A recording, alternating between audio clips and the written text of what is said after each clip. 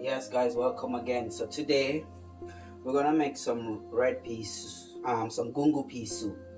All right. So don't forget to share and subscribe and like this channel. Please leave a comment below.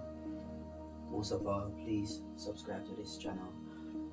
Here we have some pig steel chopped up. I have put a little piece of lime inside of it.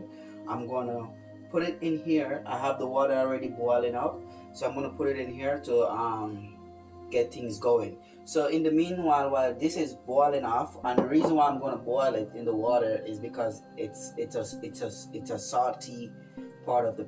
It's very salty, so I'm gonna boil off some of the salt. Then I will transfer it over here, pressure it for a little bit, and then in the meanwhile I will be peeling all these food.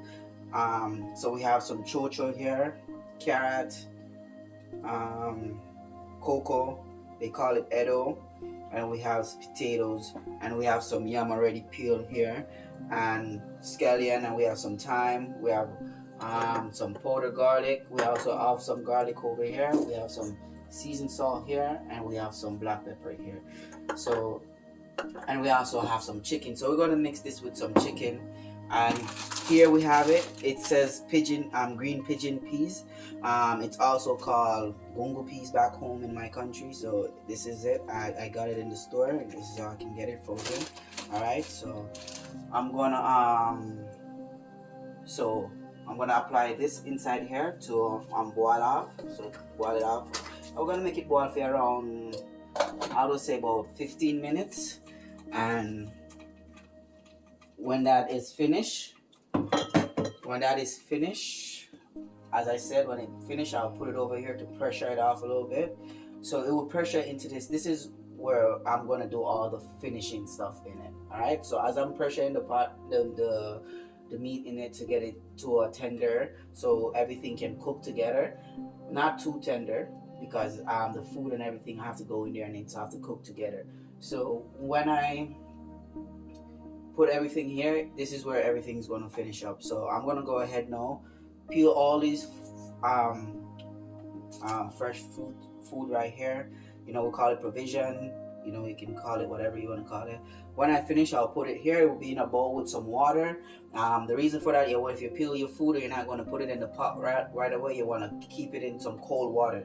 So we're going to go ahead and we're going to peel all these, and then we're going to come back. So we're going to just go ahead and peel our potatoes, just like that guy. You can use a potato peeler. I don't want to. For me, I don't want to. I don't know why. I have one, but I like doing it this way. I don't know. That's just me. I like using the knife.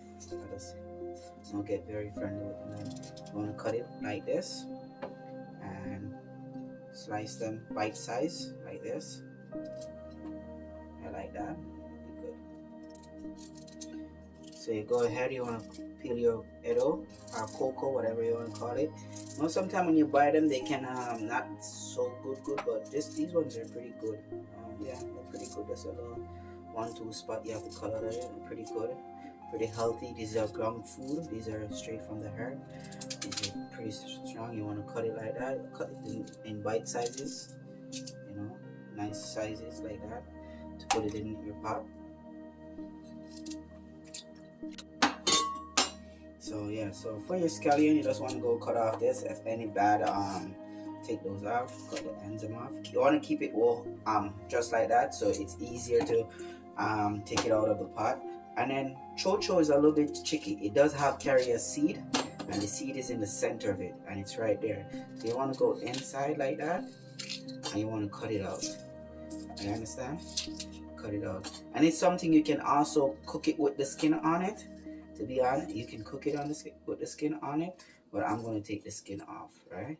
And it carry a very thin skin, just like potatoes. So you don't have to go too deep with the knife, right? Then you want to slice it up, white slice, as I show you guys, and yeah, that's how you do. Okay, guys. So as I told you, I chopped all the food. It's over here. I'm also gonna make some dumplings, but for now, right now, this is finished boiling off, right? Just like that. You just want to boil off the salt off of it. I'm gonna pressure it now, transfer it over into my haddock pot that I told you is there. So we're just gonna rinse this off with some cold water. So we're gonna come over here, we're gonna add it inside this pot. We'll rinse it off with some cold water. We're gonna add it inside that pot over here. We're gonna get this pressure pot, we're gonna turn it up. We're gonna crush these garlic right here, just like that. Press on them, crush them like that. We're gonna add those garlic to it. I'm gonna add this garlic to it. Understand? I'm gonna add those. I'm gonna add the garlic. Just like that. Add some garlic to it. So we're going to cover it up. So key thing when you're using a pressure cooker, all right, it's just a key. Make sure this is on there, and also make sure the rubber is inside properly and it locks properly, because it's going to have a lot of air. So there you go, it's locked. So we're going to let it pressure for around 20 to 25 minutes. Then we're going to come back, and then we're going to add in the chicken, the rest of the food, the seasoning, and the peas, and we're going to let it all come together. All right, and then we also not putting any pumpkin in it, so I will put some pumpkin soup noodles in it, and I also have some veggie cube right here, and I do have some black pepper, garlic powder, and some seasoning salt. So these will be added also to it. All right, so stay tuned. All right, yes guys, so it finished pressure, come to the right amount of tender that I wanted. So I'm gonna go ahead and I'm gonna add, just rinse off the chicken again, because it was just sitting there. So we're gonna go ahead and rinse it off again, and we're gonna add the chicken into the pot. I'm gonna add the chicken into the pot right there, and then I'm gonna add the food also. But I'm gonna throw off this water.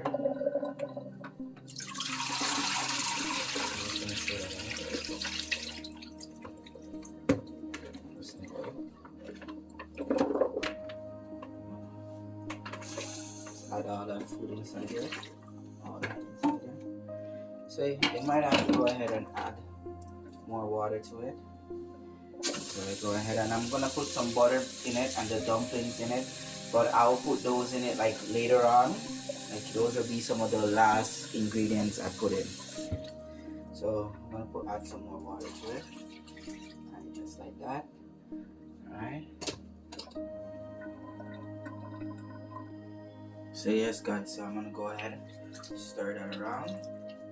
Stir that. I'm gonna add the garlic powder in it. Some garlic powder, onion powder, some seasoning salt. Stir that in. You might have to add a little bit more seasoning, but as you say, you don't want to add too much right now, because make everything like cook, you know. And then this is it's cooked and nice. And then we're gonna add one of these veggie cube into it. I am not gonna add the noodles to it yet. I will add the noodles like further down to the hand of it.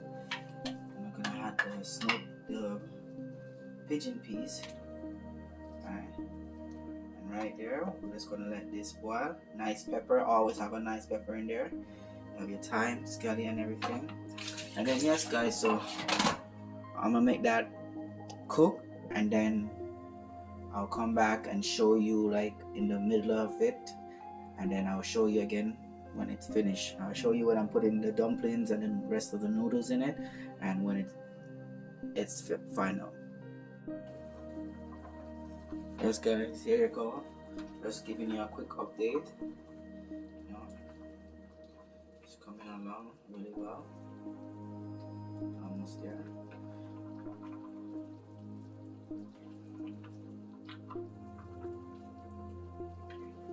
Looking very good. Very good. Yes guys, I'm gonna add some butter into it. About half a spoon of butter in it. And I'm gonna go ahead, I'm gonna put some dumpling in it. Put the dumpling in it now. Understand what I'm saying? So you can make the dumplings them like this, like very small, and then you just put them in, right? And then you're gonna let it cook for a little bit, and then I'll show you the finished product. Yes guys, look at the soup, that's rich and nice. I don't even think I'm going to put that pumpkin noodles in it inside of it anymore, because I don't think I needed it. So I'm just gonna let it cook naturally like this. So yeah, I put in the dumpling and stuff, so I'm gonna let it cook for another, I say not about 20 minutes, and then it will be done.